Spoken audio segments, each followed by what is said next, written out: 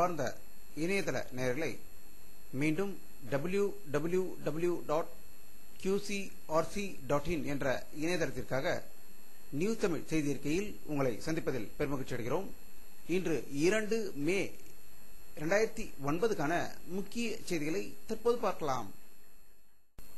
இந்தியாவின் காங்கிரஸ் தலைவர் திரு சோனியா, உள்துறை அமைச்சர் திரு ப. சிதம்பரம், தமிழக முதல்வர் திரு கருணாநிதி அவர்கள் தமிழ் ஈழ நாட்டில் போர் நிறுத்தப்பட்டுவிட்டது என்று முழங்கிக் கொண்டிருக்கும் வேளையில் தமிழ் ஈழ நாட்டில் உள்ள மருத்துவமனை மீது இன்று ராஜபக்சேயின் விமான தாக்குதலில் 172 பேர் கொல்லப்பட்டதாக ஒரு அதிர்ச்சி தகவல் தமிழ் ஈழ நாட்டிலிருந்து வந்து கொண்டிருக்கிறது.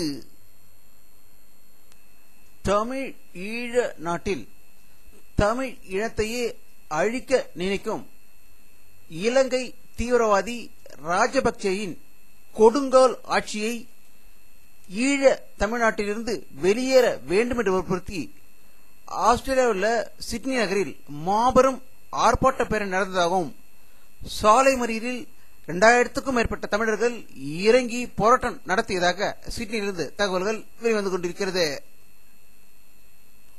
கோவை ராணுவ முகாமிலிருந்து ஹைதராபாத்திற்கு சென்று 300 ராணுவ வீரர்கள் பயிற்சி பெற்று திரும்பவும் கோவைக்கு வரும் வழியில் அவர்கள் இங்கிருந்து இலங்கைக்கு அனுப்பப்படுவார்கள் என்று செய்தி வந்ததை அடுத்து அவர்களை திராவிட கழகத்தினர் கடுமையாக தாக்கியதாகவும், அந்த வாகனத்தில் இருந்த பொருட்களை வெளியே எடுத்து போட்டு எரித்ததாகவும், அந்த ராணுவ வீரர்கள் தமிழர்களை கொல்வதற்கு ஈழ நாட்டுக்கு செல்கிறார்கள் என்று போராட்டம் நடத்தியதால் கோவையே பெரும் பரபரப்பில் மூழ்கிக் கொண்டிருப்பதாக கோவையிலிருந்து தகவல்கள் வெளிவந்து கொண்டிருக்கிறது. தமிழக தலைமைச் செயலர் திரு ஸ்ரீபதி அவர்களை தேர்தல் விதிமுறையை மீறியதாகவும், அதன்படி பஸ் கட்டணத்தை திடீரென்று குறைக்கப்பட்டது பற்றி கேள்வி எழுப்பிய தேர்தல் ஆணையம் அவரை உடனே டெல்லிக்கு வந்து ஆஜராகும்படி உத்தரவிட்டுள்ளதாக டெல்லியிலிருந்து தகவல்கள் வெளிவந்து கொண்டிருக்கிறது. ஈழ தமிழர்களின் அவலத்தை இங்கிலாந்து நாடாளுமன்றம் விவாதிக்கிறது. ஆனால் இந்திய அது குறித்து எதையும் பேசாமல் மௌனம் சாதிக்கிறது. இதற்கு முக்கியமான காரணம் காங்கிரஸ் தலைவர் சோனியா காந்தியும் ஈழ தமிழர்களுக்கு இன்று ஏற்பட்டுள்ள அவல நிலைக்கு அவருக்கு துணை போயிருக்கும் வெளியுறவு அமைச்சர் பிரணாப் முகர்ஜியும் உள்துறை அமைச்சர் ப. சிதம்பரமும் காரணம் என்று ஒரு கடும் குற்றச்சாட்டை தஞ்சையில் வெளிப்படுத்தியிருக்கிறார்.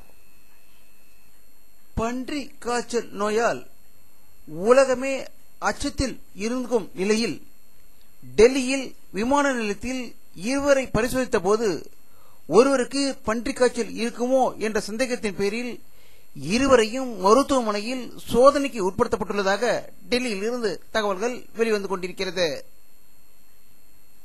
பிரபல சினிமா தயாரிப்பாளரும் இயக்குனரும் மற்றும் நடிகருமான திரு கே. பாலாஜி அவர்கள் சென்னையில் காலமானார்கள். அவருக்கு வயது 74, கேரள மாநிலத்தை சேர்ந்தவர் என்பது குறிப்பிடத்தக்கது.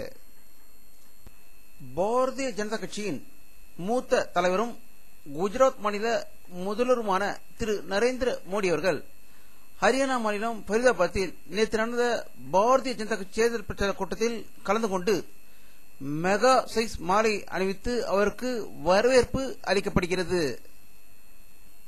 பஞ்சாப் மாநிலம் பரஸ்பூரில் தேர்தல் பிரச்சாரம் செய்த பாரத பிரதமர் திரு மன்மோகன் சிங் அவர்கள் பாரதிய ஜனதா கட்சியும் அதனுடன் கூட்டணியில் இருந்த சிரோன்மணி அகாலிதள கட்சியும் விவசாயியின் நலன்களை பாதுகாக்க தவறிவிட்டது என்று குற்றம் சாட்டியதாக பஞ்சாபிலிருந்து தகவல்கள் வந்து கொண்டிருக்கிறது.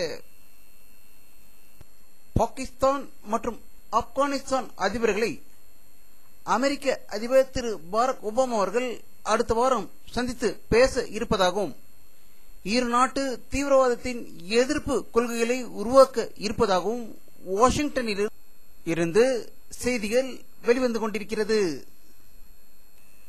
இலங்கையின் எதிர்க்கட்சி தலைவர் ரணில் விக்ரமசிங்கே வெளியிட்டுள்ள ஒரு செய்திக்குறிப்பில் இலங்கை ராணுவத்திடம் தஞ்சமடைந்த தமிழ் ஈழ மக்கள் 3000 பேரை காணவில்லை என்று ஒரு அதிர்ச்சி தகவலை கொழும்பில் வெளியிட்டிருக்கிறார்.